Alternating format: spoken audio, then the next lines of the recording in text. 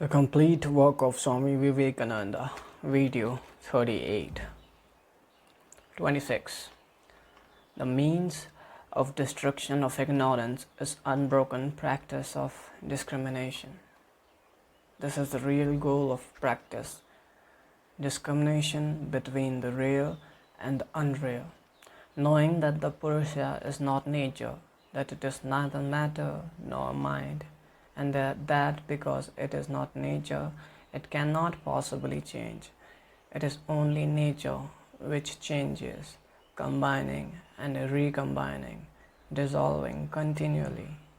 When, through constant practice, we begin to discriminate, ignorance will vanish, and the Purusha will begin to shine in its real nature, omniscient, omnipotent, and omnipresent. 27. His knowledge is of the sevenfold highest ground.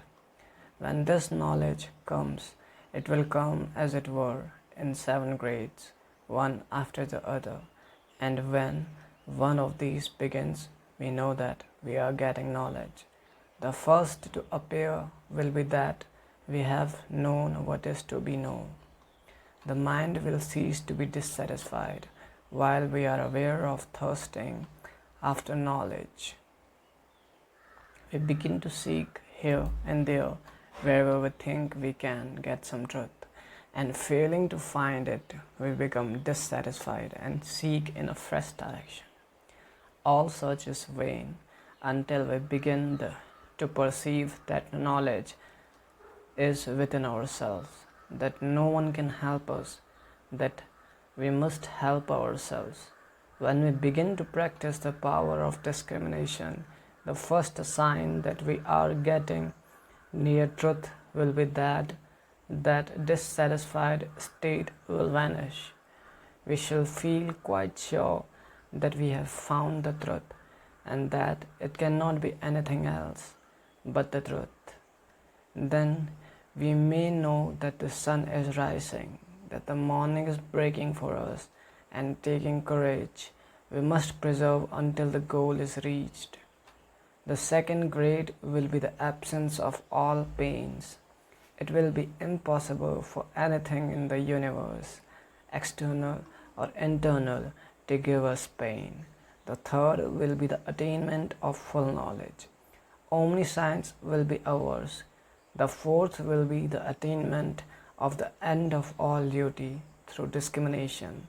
Next will come what is called freedom of the Chitta. We shall realize that all difficulties and struggles, all vacillations of the mind have fallen down just as a stone rolls from the mountain top into the valley and never comes up again. The next will be that the Chitta itself will realize that it melts away into its causes whenever we so desire. Lastly, we shall find that we are established in ourselves, that we have been alone throughout the universe. Neither body nor mind was ever related, much less joined to us.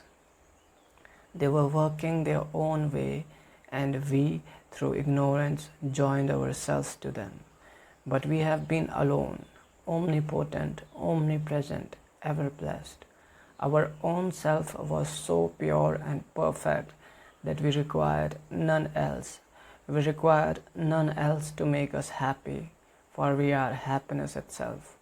We shall find that this knowledge doesn't depend on anything else. Throughout the universe, there can be nothing that will not become effulgent before our knowledge.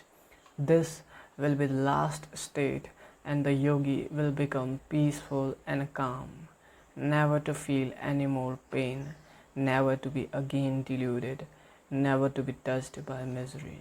He will know he is ever blessed, ever perfect, almighty. With the practice of different parts of the yoga, the impurities being destroyed, knowledge become effulgence up to discrimination.